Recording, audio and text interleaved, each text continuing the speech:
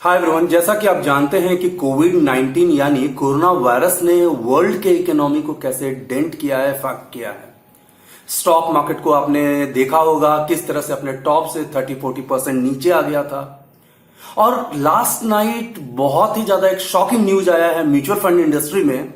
One of the top and leading mutual fund house Franklin Templeton ने अपने top के 6 date fund schemes shut कर दिए हैं। इसका मतलब यह हुआ कि इन स्कीम से इन्वेस्टर अब पैसा रिडीम नहीं कर पाएंगे, विड्रॉ नहीं कर पाएंगे। तो इस वीडियो में आपको बताऊंगा कि आखिर वो कौन से प्राइमरी रीजंस हैं जिसके कारण फ्रैंकलिन टेम्पल्टन को अपने 6 डिफरेंट डेट फंड्स को शट करना पड़ा है। और साथ ही साथ मैं ये भी डिस्कस करूंगा कि इसका क्या असर हो सकता है फाइनेंशियल मार्केट पे, स्टॉक मार्केट पे और फिर इन्वेस्टर पे। To watch the full video, stay tuned.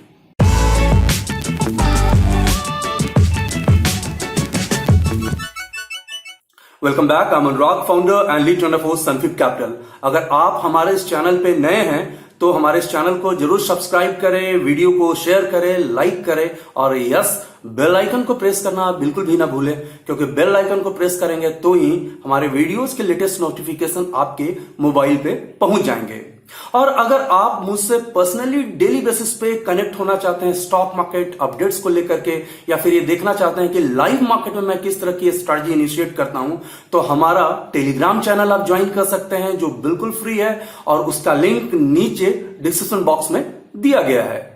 अगर फ्रैंकलिन टेम्पल्टन की बात करें तो ये इंडिया में जो total available 44 different mutual funds companies हैं, एएमसी हैं, एसेट मैनेजमेंट कंपनीज हैं, उनमें से ये 8th रैंक पे आता है।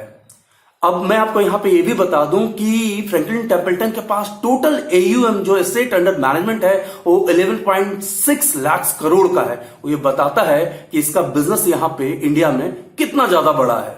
यहां पे गौर करने वाली बात यह है कि जिन 6 डिफरेंट स्कीम्स को फ्रैंकलिन टेम्पल्टन ने शट डाउन किया है वो बेसिकली लास्ट 2 ईयर में सबसे पॉपुलर थे, सबसे ज्यादा रिटर्न उन्होंने दिया था, टॉप परफॉर्मर थे एक्चुअली।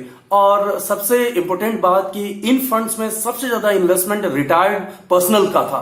तो आप समझ सकते हैं कि ये फाइनेंशियल क्राइसिस कितना डीप होता जा रहा है और इस तरह के डिसीजंस लिए जा रहे हैं। अब इसके बारे में थोड़ा सा फर्दर आगे बात करते हैं कि आखिर वो कौन से रीजंस थे जिसके कारण फ्रैंकलिन टेम्पल्टन को इस तरह का एक डिसीजन लेना पड़ा है। चूंकि आप जानते हैं फाइनेंशियल मार्केट में रिटर्न देने का कंपटीशन होते रहता है। हर एसेट मैनेजमेंट कंपनी जो है वो बेंचमार्क को आउट परफॉर्म करने की कोशिश करता है, उससे ज्यादा रिटर्न देने की कोशिश करता है। इसके लिए कई बार वो हाई रिस्क भी लेते हैं। एक्चुअली फ्रैंकलिन टेम्पल्टन ने जिन 6 डेट फंड्स को शट किया है, बंद किया है, आपको मैं यहां पे बता करके चलूं कि इनका एक्सपोजर लो रेटेड कॉर्पोरेट्स में था। इसका मतलब यह हुआ कि उन्होंने लो रेटेड कंपनीज में ज्यादा इन्वेस्ट किया था, या यूं कहे कि उन्होंने उन्हें ज्यादा क्रेडिट उनको ऑफर किया था ताकि इन्हें हाई रिटर्न मिल पाए और इन्वेस्टर को भी फर्दर वो पास ऑन कर पाए। लेकिन चूंकि लिक्विडिटी क्रंच की वजह से यही एक्सपोजर प्रॉब्लम क्रिएट कर गया और इनके पास रिडीम करने के लिए बहुत ज्यादा प्रेशर आ गया। मैं आपको ये बता करके चलूं कि आखिर वो कौन से ऐसे लो रेटेड कॉर्पोरेट्स थे।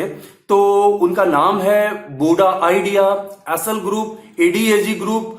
ये ऐसी कंपनीज हैं जिनमें ये फंड्स के बहुत सारे पैसे वहां पे इन्वेस्ट किए गए थे हाई रिटर्न को लेकर के। जब धीरे धीरे फाइनेंशियल क्राइसिस आना शुरू हुआ, पैनिक का माहौल बनना शुरू हुआ, तो इनिशियली हर रिडेम्पशंस को काफी अच्छे से ऑनर किया गया। फ्रैंकलिन टेम्पल्टन ने काफी कंफर्टेबली अपने इन्वेस्टर को पैसे वापस किए। लेकिन जैसे जैसे पैनिक बढ़ता गया और इनफैक्ट जब लॉकडाउन एक्सटेंड हो गया तो उस केस में लिक्विडिटी की प्रॉब्लम होना शुरू हो गई। जहां पर फ्रैंकलिन टेम्पल्टन के इन स्कीम्स ने एक्सपोजर दिया था, फंड्स अपने दिए थे, वहां लिक्विडिटी क्रंच हो गई। तो ऐसे केस में काफी प्रेशर हो गया और इनको रिडीम करना काफी मुश्किल हो गया। अगर ऐसे सिचुएशंस में भी वो अगर अपने इन्वेस्टर के पैसे रिडीम करेंगे, इन फंड्स को रिडीम करेंगे, तो उस केस में इनको जो एग्जिस्टिंग बॉन्ड है उनको काफी लो रेट पे सेल करना पड़ेगा, जिसके कारण इनका जो फंड्स का वैल्यू है काफी डीस्ट्रक्चर हो जाएगा। और उससे बचने के लिए इन्होंने ये फैसला लिया कि पूरी तरीके से इनको शट कर दिया जाए, रिडेम्पशन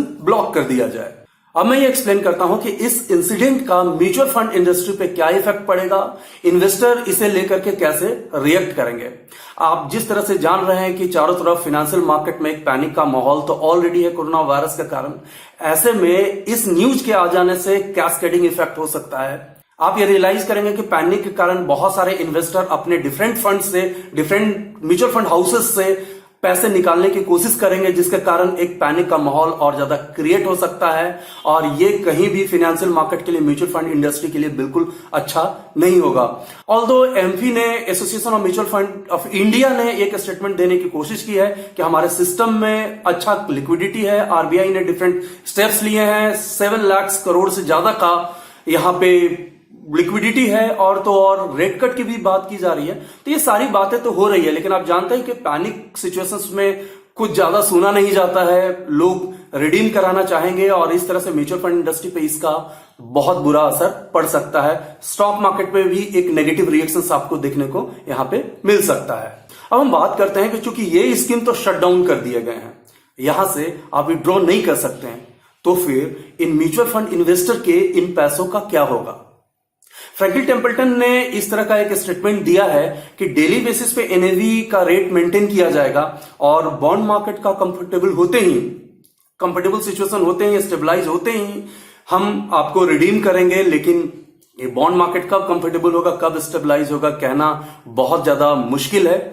एंड सेकेंड पॉइंट ये भी है, मैं आपको यहां पे बता करके चलूं कि ये भी इस बात पे भी डिपेंड करेगा कि इनके एवरेज मैच्योरिटी पीरियड क्या है। हो सकता है जो मैच्योरिटी पीरियड था उस पे रिटर्न को एडजस्ट करके आपको पैसे वापस किया जाए।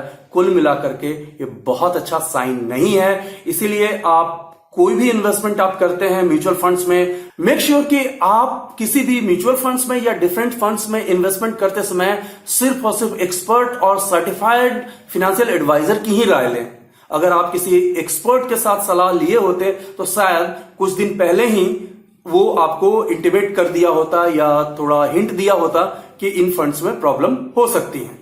Okay guys, I am finally signing off. Financial market और स्पेसिफिक स्टॉक मार्केट की कोई भी क्वेरी आपकी होती है तो आप हमसे फेसबुक, ट्विटर, इंस्टाग्राम और कोरा पे कनेक्ट हो सकते हैं। और अगर आप एक प्रोफेशनल स्टॉक मार्केट ट्रेडर और इन्वेस्टर बनना चाहते हैं तो हमारे स्पेसिफिक ट्रेनिंग प्रोग्राम्स को ज्वाइन करने के लिए हमारे वेबसाइट पे क्वेरी पोस्ट कर सकते हैं।